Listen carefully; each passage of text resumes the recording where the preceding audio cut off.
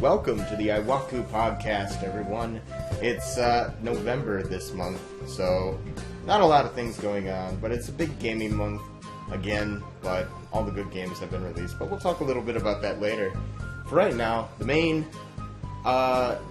subjects we've gotten down to is how to not let your phone go off, and how to do Dark Rain, a bunch of general questions about that, since it is finally coming to a close, and is currently like the big Iwaku mythos one right now. And we got voting that happened yesterday, but we're not going to talk anything like political or skew your view or anything. We're just going to talk about the general thing about voting. Anyway, announcements currently for the Iwaku is a high school reunion chat RP that's going for the month. You know, like your regular masquerade one. This will be a high school reunion one, and I think Deanna and Kitty are behind that one. Recently, the servers switched up to a backup one and then to one with more processors, sub-processors, whatever. A bunch of technical stuff. Fact is, Iwaku should eventually be getting faster. I want to make sure the Iwaku newsletter gets its due, and remember the 15th is the Iwaku radio show for this month. If they aren't doing it this month, I don't know. I believe so. Alright, and in the volunteer section for you guys, remember there is a volunteer section for Iwaku where you can go to promote different community projects, such things as currently being discussed as Iwaku's birthday committee, to welcome all birthdays when they happen on Iwaku. Winterfest volunteers for all Winterfesty type things, and Bar Night volunteers for those who want to do Bar Night in the C-Box. So, on with the thing. We'll start off with voting since it happened recently. What are your thoughts on voting? Should it be mandatory or optional? What kind of requirements should you have for voting? These are a bunch of things that was actually on the ballot when we were doing it, like certain amendments to voting and stuff like that. So, what do you guys think? I personally think that if somebody wants to vote, then they can vote. However, I don't think it should be mandatory for them to make them to vote, just as it's as option to actually be able to do it. You know, I mean, sure, our abilities, or not really our abilities, but our wants to vote have declined since years before. But that's just my take on it. Yeah, I'd have to second that to an extent, yeah. Because forcing people to vote, it's just not going to help. It's not going to make them bring about, what they really want to do. They're just going to be dragged there. It's going to make lines longer. It's not something you want. Because the lines were already bad, apparently. I don't know, because I did absentee. My opinion on it is, it should be evident already. There aren't really any people who want to lead the country, considering all we had this year were 2 people anyway. So that's one thing. That's just like one thing on its own. I think voting's important, but you shouldn't be forced to vote, just like Curry and Weevil said, because then it just turns into like I can't remember what it's called. Apathy? Or No, not well. Yeah, maybe. Burnt out on the voting? When you're forced to go into the army or whatever. Oh, yeah, the draft. Drafting. Yeah, draft. It's basically you're being drafted, and if you don't vote, then you're going to end up in jail or something like that, and it's not fair to people. Yeah. Just because, some people can't make it. Some people just don't want to be involved in it because they don't approve of any of the people running. Yeah, since we're all agreeing, choice. Yeah. Since we're all agreeing, I'll have to play devil's advocate on this one. Oh. And statistics actually say that less than 50% of Americans actually vote. Something around the lines of like 30 to 40% only vote. Which means when you get a close race between like 41 to 59 even, that's only about 25% of Americans actually voted for that person. Mm-hmm. And this is like every president. This isn't just like this election or everything. This is every president. And do you really think that 25% of the America's population can really choose a president and be happy with that? Well, at least it's not as if it's one of those things of if we don't vote, then we get our rights taken away. True. Yeah, I mean, that kind of sucks. Not everyone is like making their voice heard, but if they don't want to vote, they're just not going to vote. Some people just don't want They to don't wanna- be. Some people just don't want to have their opinion put out there like that. Yeah, and some people just don't think it matters. What do you think people who don't vote are actually thinking? I don't approve I'm- of it. For I think they people. lost faith in the Sorry. system. Because, like, they're just seeing, like, not much is getting done here. I didn't. Anything for you, Oh. Curios? Sorry. I'm bad. Okay. Don't I worry. personally didn't vote because I didn't pay attention to the election because normally it's like I've seen a lot of times that if you have an opinion on the election, then you're usually breaking more friendships than if you had kept your mouth shut. So, personally, I mean, while I do have some sort of opinion on the election, I didn't really go out and vote because I didn't pay attention. And I didn't, as it was stated before, I felt as if my vote really didn't count towards anything because, my vote can easily be overpowered by 20 million others. Right. And one of the other things is, I want to quote George Carlin here a little bit, kind of paraphrase him. The reason he gave during one of his comedy tours, during one of those videotape things, is the reason he doesn't vote is because he won't get a say in it. And rest in peace, George Carlin, you were the best. But if you vote for someone and they're elected into office and they do a bad job, well, that's your own damn fault for putting them there. You don't have really a say in it anymore until the next 4 years pass up. And I think that's what people really have gotten to this point is if they vote for someone and they screw up, it's on them. And they don't like that feeling. So a lot of people just don't go out and vote. But, if you had a chance to really go out and meet a candidate, what exactly are you looking for in that candidate? Someone who acts instead of just talks all the time. Oh, who delivers upon their promises? Something like that, except not so much delivers on their promises. I mean, that is a good thing, but what I mean is, cut some of those publicity, everything's okay, stop talking about it and just do it. Stop sitting there and just being like a talking Barbie doll. We don't want to hear you talk, we want to see you do something. If you do something, we'll want to vote for you again. If you just sit there and talk, no one's going to care if you get reelected or not. It's nice that you have charisma and all that, but nothing's getting done. You're not helping anyone. So just Charisma's only stop. good for sorcerers. Yep. And Hitler's. And Hitler's. When you go through and look at a candidate, and when I look at someone, usually I want to see someone closer to who is me, because, when you get up there on that podium, you have to start acting, and it just seems like the best actors are the most likely candidates sometimes. Yeah. And really what it comes down to is, like, when you are electing a president, the weakest man wins, because the weakest man knows, like, how to not be weak, but at the same time not be strong. Yeah, that's You know, true. if you know what I'm saying. I get what you mean.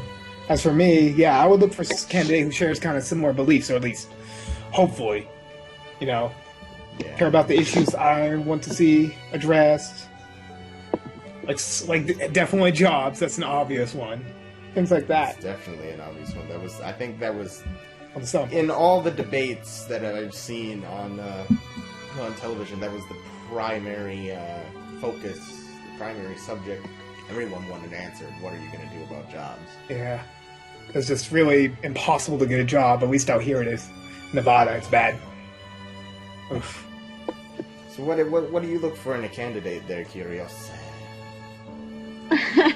You have so much fun with my name. I do. Basically, when it comes to a presidential candidate, I would like someone who's not quite so out of touch. Like it was to me, I felt like the Republican candidates this year were just way out in left field. And along with the fact of having similar beliefs to myself and also being able to deliver what they say. Not only that, but be able to actually back up some of the things that they can do, which I guess is redundant. But like, say for example, they have ability to do things with their economy and like turn it around and stuff. Well, do they have a background in economics? Do they have a background in political? Well, maybe not political science, but you know what I'm saying. Just Right. yeah. Just a background to kind of back up what they're saying, so that there's not like, oh, I'm spouting this, and hopefully it'll come true. Right, definitely. You got to have that leeway, that kind of resume to go into the president position and be able to say, I can do this, I've done it before. Mm-hmm. You know, and because we kind of did touch on the last bit about voting, you know, society's greatest issues, of course, there's jobs, but, you know, what else do you think is, like, you know, if you were to give a top 3 issues, what kind of issues would you want to see dealt with in the next 4 years? That Whoa. Economic owned- crisis, for sure. we're owned by like everyone else in the world, and I think it's the most ironic thing because we stick our finger in our faces into like anything foreign, and we wonder why a lot of foreign nations don't like us because we decide to play Mr. Playground bully. And the thing is, the way they see it and the way we see it is completely different. Like the government and all is like, oh no, we're the saviors of the universe, and everyone else like, stop. Everybody else is, like, listening to Queen and everything. And everyone else is like, stop sticking your dick into every freaking hole you can. And It's one heck of a metaphor. and It's like the USA is some giant penis, and all the other countries are a glory hole. I think what makes it worse is that, you know, we do all this, oh, we're helping when we're not, but what makes it stupid is that we go do all this and then we turn around and basically beg China and all these other places, but mainly China, for money, expecting them to be like, oh, sure, yeah, you know, you just kind of screw around and stuff, you have no business screwing around, but yeah, sure, some money. And they, you know, they've been nice about giving money, or you can call it nice. And I think what's funny is that they own us. China, technically speaking, owns America, and they could call us on that, like, multi-billion-dollar debt anytime, and they would legally own us. Of course, you know, America would be like, no fair, yeah, takesy backsies. Yeah. Yeah. Well, speaking of that, there's a commercial about that I saw while I was in New York, and it was about the presidential candidates or something like that. And it was talking about the economy and exactly what you were talking about, Miro, about the deficit that we have towards China.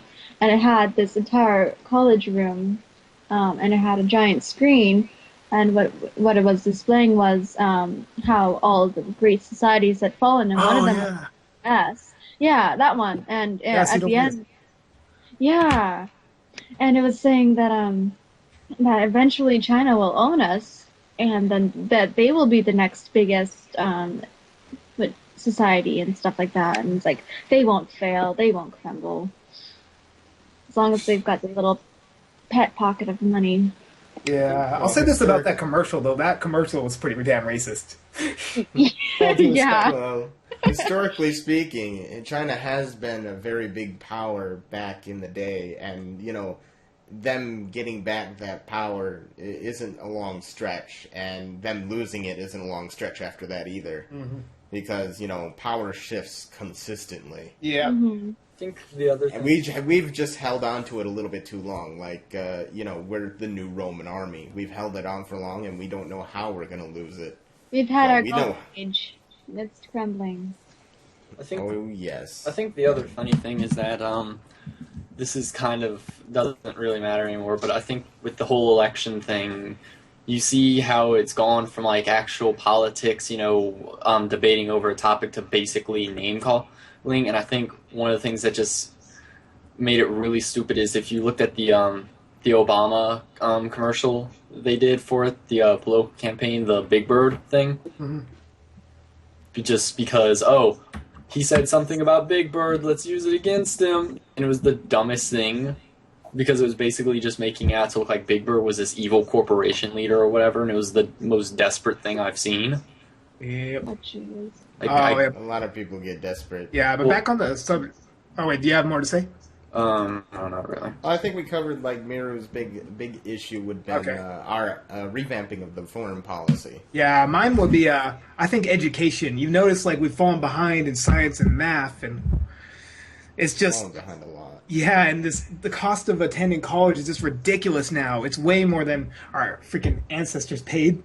Actually, I'd like to I kind of disagree with that a little. Really? Education's important, but I don't think that math and all has fallen behind because I have two nephews and a niece, and they're currently in the 6th grade, right? 2 years ago, they were in the 4th grade. They were learning geometry already.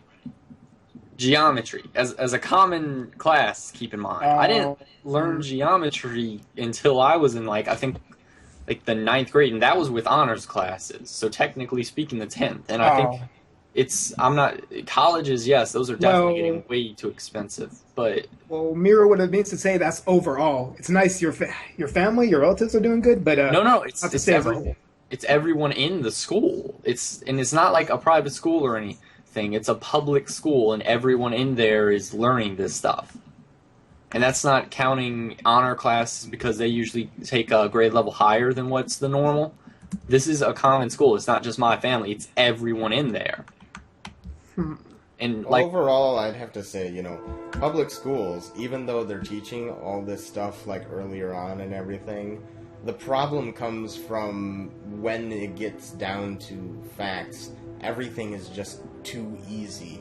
Because when you get these tests in school there, everything was so easy for me in math, so easy for me in English and stuff.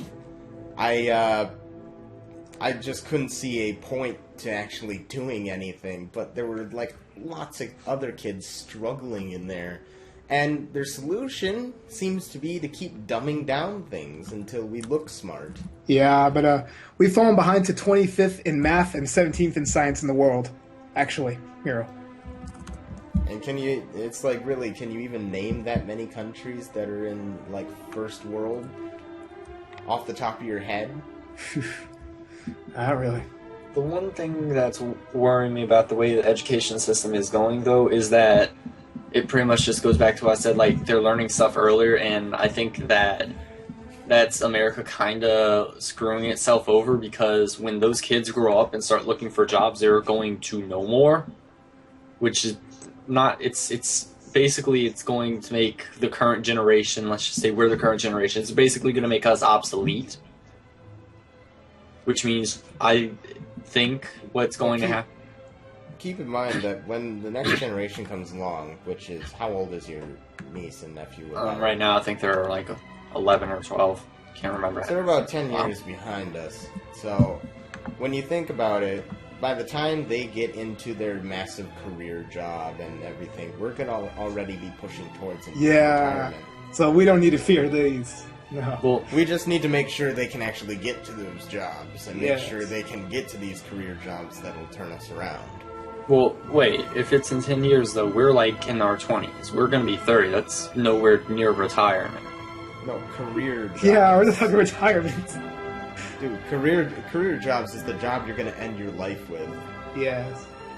That's what's set. You know, when you're like 50 and you're an owner of a company type of thing. Well, basically what I'm saying, though, is it goes, people, I think, I don't know, the population is basically going up, pretty rapidly, right? Sort of like the mini baby boom. And that's all going towards next generation. So we're in this generation. So we hit let's just say they're 20, right? They've got much more knowledge under their belt without even college now. Yeah, but they're still temps. Yeah, we're still assuming they do. Yeah, what you got to keep in mind is how the education system is going to treat them as they grow up, number one. And number two, can they get into a college to get out there and get those jobs that will take our jobs away? Yeah, even that much we want to take jobs away from China currently. Well, So that way we get our jobs back. Well, at that rate, are they even going to need college, though, for those jobs? But they'll Yes. always raise standards, so you don't have to worry about like certain things. 'Cause, I mean, we're gonna have so many jobs created that there's going to be higher and new standards. So I mean, and people have the ability to adapt either way. So I don't think you'd really have to worry in general. Because As we grow older, we get more experience. Yep. yeah, and there's Exactly. We're always not the gonna be option of there's always the option of going back into college and getting more training. or Yeah, even my go- grandma almost went back. She's thinking about it. Well, we're pushing our time limit on the first subject because we got a second subject here for next 10 to 15 minutes. So I think we can officially say that, we're in a crap state, but we're going to get better, hopefully. Yeah. Hopefully. It seems our major concerns are foreign policy and public schooling. So there you go. Also, this podcast is not election-based, and we did this after the election, just so you know. Your vote is your vote. So, na-na-na-na-na. Anyway.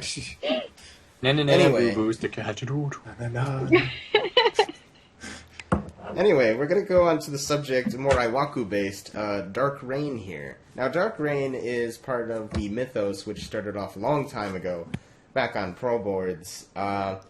Basically, it's the personification of the internet, really.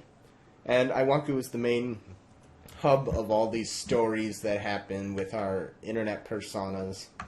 And, everything has a basis off of something else. Like, for instance, the old site Megatokyo. In this universe, Megatokyo is an old pub for noobs. So you get a kind of this idea of this personification of the internet. And Dark Reign is like the 5th story that's come out or something along the lines of the mythos. Even though that's like, the mythos keeps scaring people away because it's such a long historical thing. It really, you can enter it, you just gotta kind of know these, like, rules of the 4 powers and whatnot, and we'll go into that later, but right now I think we'll start off with the very basic. If you were to get into the mythos, what kind of powers would you have?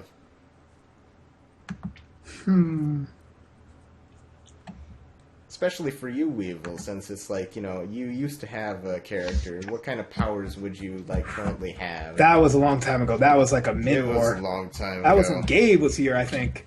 Yeah, it's, Oh my god. that's like the first 2 years of Iwaku. You're old.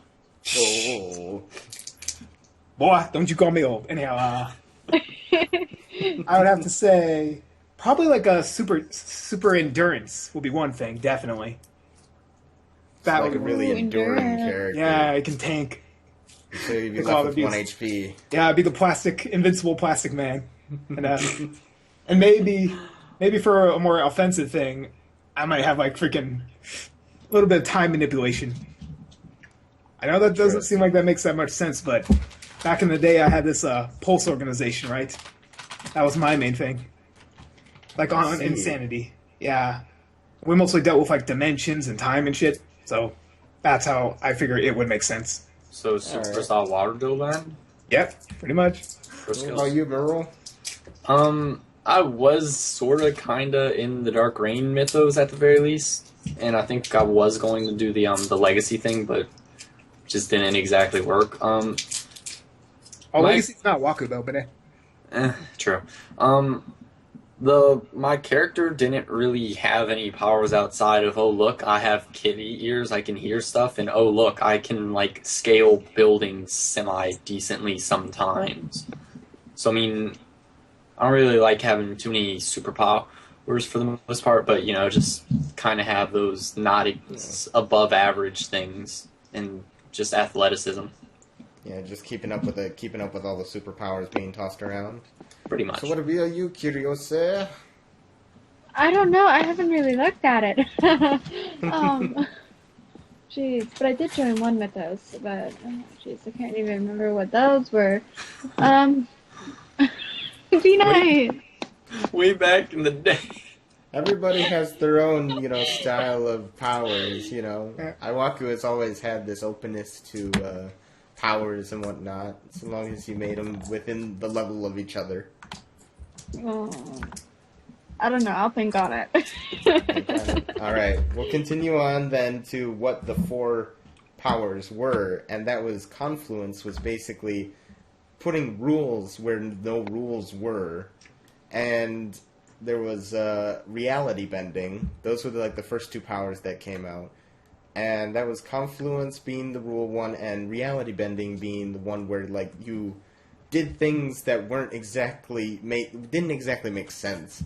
I think Weevil's plastic endurance man would definitely be a reality bending thing, because it'd be plastic that can endure anything. It's contradictory. It's contradictory, and that's what reality bending really is. It's like this whole mystical type of what the heck. And then after that came 2 more powers in, and that was the dream weaving and the soul arts. Dream weaving being regular magic like we know it. Being a fire mage or something.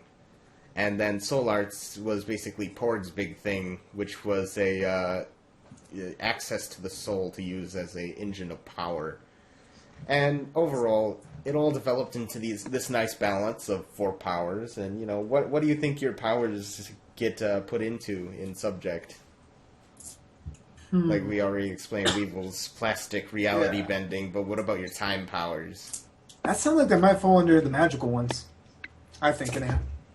Interesting. It just means that it have to be more limited. So I'd have to have a catch behind it, but that's good, because otherwise it'd be overpowered. If you could just stop time at any time or reverse time. Just solve any drama that way, that's bad. You can't have that in an RPG. No. Only if it's a really bad situation now. Yeah. It's the only time you use it. Well, Weevil, one idea could be if you use it too many times, you get stuck in this time loop, and then you somehow turn insane. That would suck. That would be cool, though. This insane, enduring man of a king. He loses his voice at the same time and offers you burgers before he kills you. No, it's gonna be like whatever that movie was.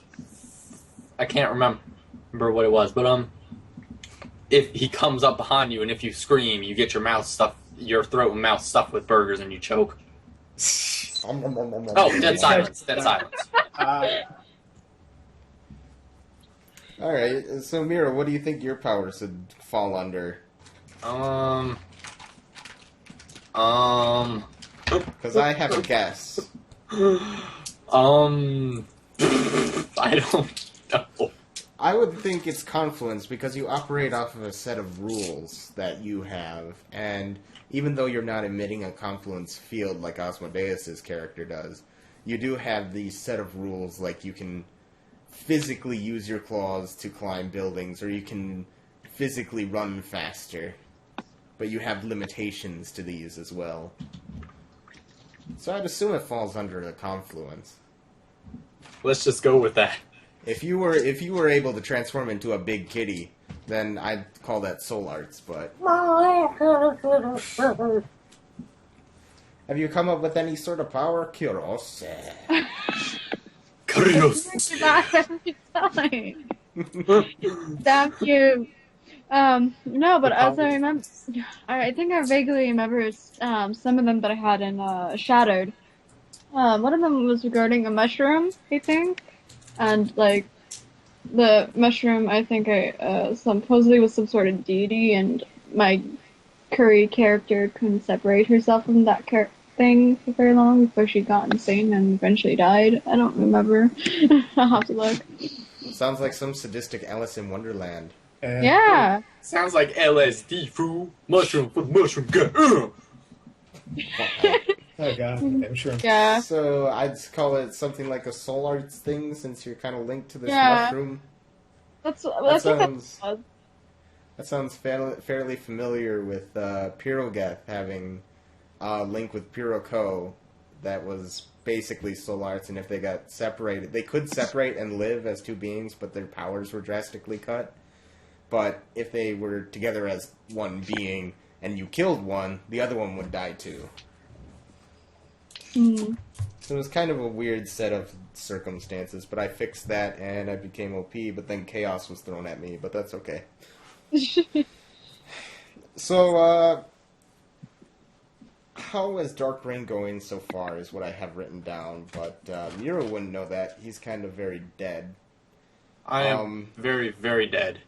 But don't worry, if you die in an Iwaku RP, I'll let you all know that another cycle will occur, and this cycle actually, returns to a different story. Pretty much everybody has no memory except for major events from the last cycle, and therefore you kind of get this story where you can keep re-entering as your own character, even if you were killed in the last cycle, so long as you find some down-to-earth, bogus way to come back to life. And what's kind of interesting about that, I think, is that as that happens, your character starts, assuming you re-enter with that same character, your character starts getting more of a history,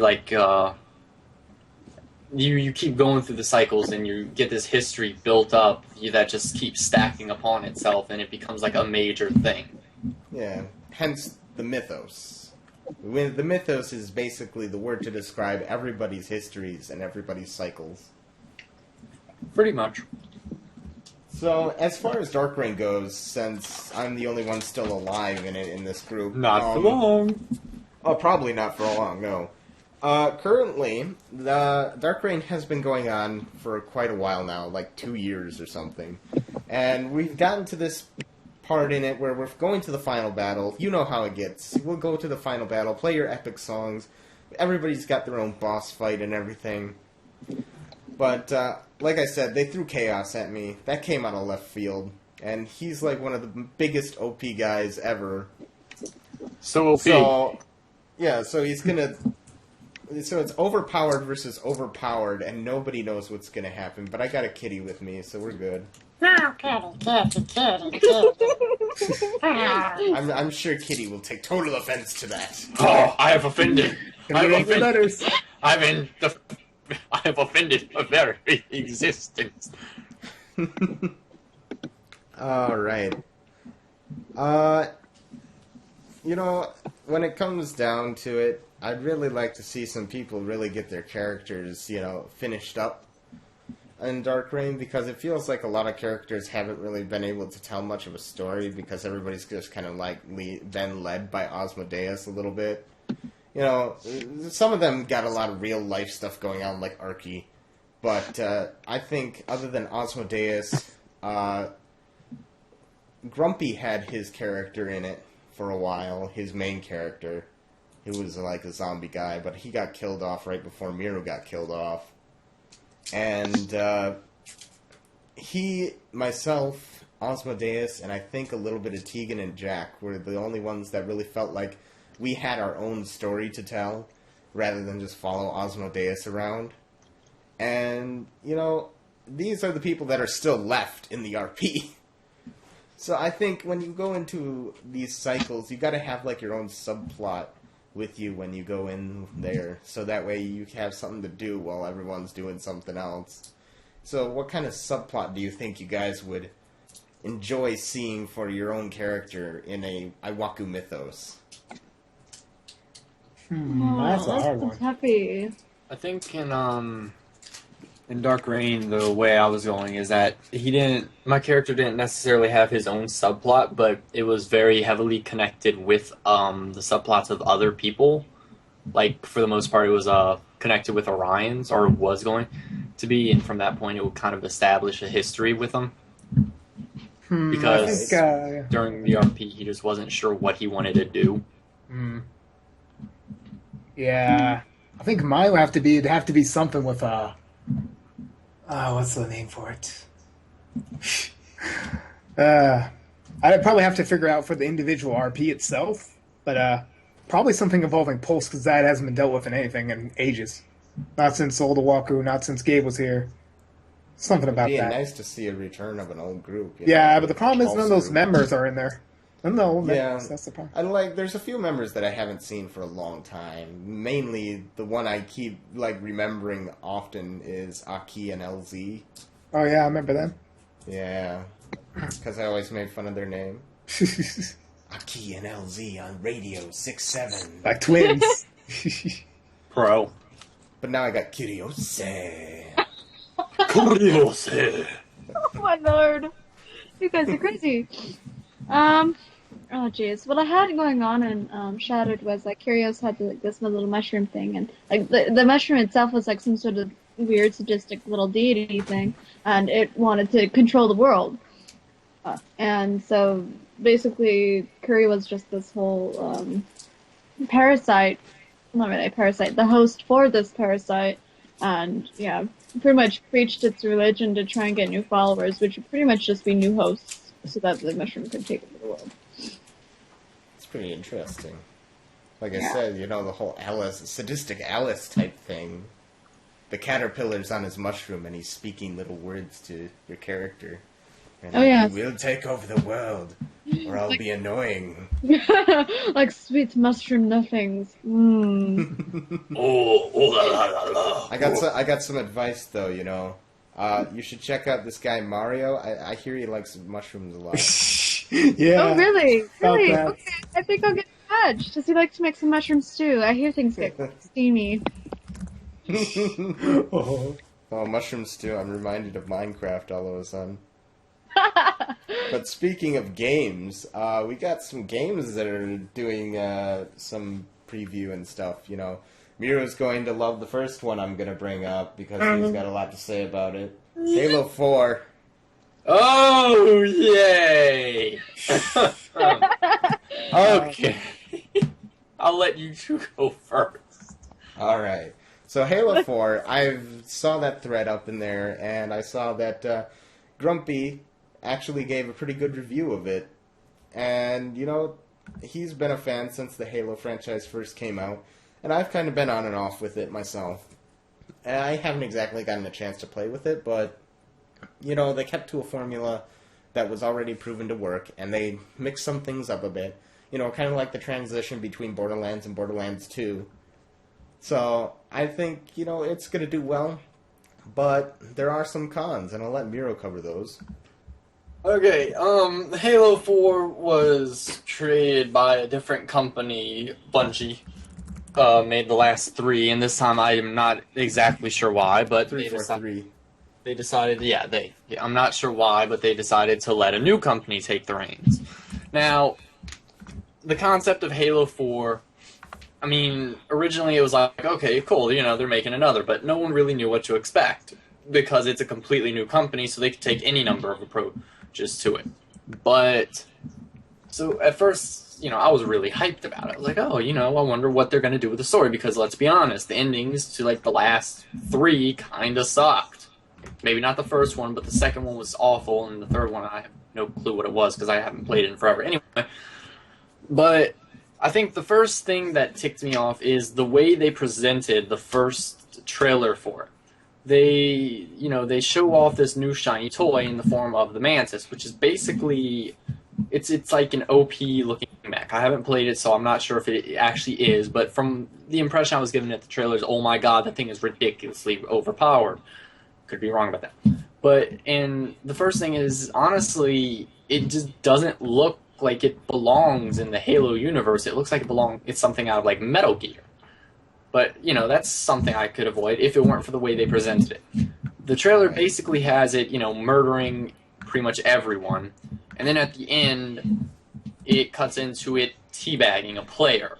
And I think that was a really stupid way to do it. I mean, I understand the reference, and I know that that's like a constant thing in Halo. So it's like, hey, you know, we endorse what you do. We endorse your teabagging skills. But I think it was a really just childish way to present something like that. Now, after that, the commercials started playing. You know, we've got the trailer. I'm not sure how the story is. From the responses I've gotten, the story is actually very good this time because it focuses more on the emotional aspect of it, because, you know, he pretty much acts like a robot, but it dives into his history. Or hers. You never know. Could be a chick under there for all we know. They're gonna We steal can- Samus. Master Chief. Samus already did that. Samus did it before. It was cool. Yeah, that was stupid. Samus hipster. She puts on the glasses and everything. Yeah. But so this the trailer basically has, you know, Master Chief. It's got some little flashbacky images that you can't really make out, and it has him hiding behind a cliff. He throws a frag grenade and it cuts into the villains, I'm assuming, which are, I have no clue what they are. Honestly, the first thing I thought of when I saw them was like, oh, is it an elite? Because it kind of did look similar, except for the alien face that you could kind of see, the little tentacle mouth you could still see. And then the mask or helmet or whatever opens up to reveal a skull. And it, like, X-rays Master Chief or something. I'm not even sure. And then it basically cuts out. Well, we're going to have to start wrapping up here. We got a few more subjects here that we need to cover. All right. So we got the Pokemon MMO, which was broadcast by TK. I don't know if she watches the podcast, but we kind of mentioned it last time. But, Pokemon MMO is out there. Have fun with that. Links in her bunch of threads. Yep. And the Pokemon Game Guild. We keep talking about Pokemon. Gotta stop this. Gotta catch them all, gotta catch them all. It's hard. But I think the last subject we'll do is the Gamer Guild has come up with a new thing called Topic of the Week. And I'd like to do the recent topic, what makes a good indie game to you? Since a lot of what innovation is in games currently today is what an indie game can do. Mm-hmm. And, we got to know what we're expecting. So, what is a good indie game? This is kind of the easier ones. I don't want to be another guy who references Bastion, but that really is a good example because they did so much with so little, relatively speaking, compared to these big budget companies. They had this awesome soundtrack, it's a good story, a nice little art style to it. You gotta be pretty good to be an indie game and get as much business as a major company. Because what was that on the statistics on Xbox Live? That Call of Duty actually fell behind Minecraft in most played game. Yeah, it's because people want something new. That's another thing they could try to strive for. It's like Minecraft was new. People also want replayability. Definitely, that counts for a lot. And having options you can choose during games seems to really help the replayability. Like the major marketing thing that I've seen a lot of companies do is like, your choices actually affect the game. Yeah. The only game that I've actually seen choices affect the game is like Heavy Rain. And I remember them marketing Final Fantasy X2 as your choices actually affect the game. That game is awesome. Get one choice, and the only thing it affects is what enemies you face. That was retarded. Fable too. Fable is one of those where it's like one of those RPGs where what you do affects the game too. Correct? I know Fable 3. I know did that kind of. Yeah, Mass Effect definitely. But it was more what's the word? Strict? Not strict, but like what's the word? Damn it! Just it wasn't very flexible in like how far the a game was affected by your choices and stuff. So they changed that much. Still fairly linear, then. Yeah, mostly set in stone. Mm-hmm. Yeah. I like so, like, even though you chose to side with someone, the king still fell. Yeah. Like, if you chose to, this is probably, I don't want to give spoilers, but, like, say if you chose, not to fund something, you would have money in the pocket to face this big beast, and eventually, maybe, depending on what you did, you would either survive or die. Right. So, yeah, I'd love to see some options in video games that really affect something, because then it makes you actually think about it for a while. Especially because, those one-time things, those one-time events in certain games where you can only do this once, and if you want to do it again, you have to start a new file. Yeah. That's replayability. That is what we're looking for. Only I want a bunch of those choices. Stuff like, if I side with this guy, then I go down this sort of storyline. Kind of like how Dragon Age was, only Dragon Age was more like you chose what your path is right away. Yeah. Kind of thing. Yeah, kind of like you can play it a million different times and you'd still get a million different possibilities on how to play it. So yeah, for you indie developers out there, make sure you are definitely giving us those options. But I think that's just about all the time we have. I got 7 seconds before we hit the 45 mark. So I'd like to end things off with a welcome to the newbies, like we always do. So, hello and welcome. Before I do this, yeah, excuse me. That lunch is coming back. Oh. Anyway, welcome to Awaken Love. I'm sorry if I get your names wrong. Shala Dekov, Lulu Zombie, Sugunia, Quiet One. I can get that one right. Ase, Anve Alexander. I'm gonna make fun of your name too. Alexander. Alexander. Segunya. And then Grandma, not Grandma. Grandma. Grandma. Hello, Grandma. Hi, Grappy. Edgar Decay, Turtle Son. I'll just call you Mr. Turtle. Awkward Khajiit, welcome to Not Skyrim. Queen EAC, I'm sure you don't have a dispute with EA Sports. And JH0811, I'll just call you 11. Welcome to Iwaku, everybody, and I hope you enjoy your stay. At least we got new names that we can make fun of instead of mine. How's that? You will all burn on a stake. Amber, you can't Don't listen to the mushroom. Indeed. The shroom will be. That's true. The shroom will be your My time. Goodbye, everybody, and remember, next month will be some good old Winterfest stuff. Bye!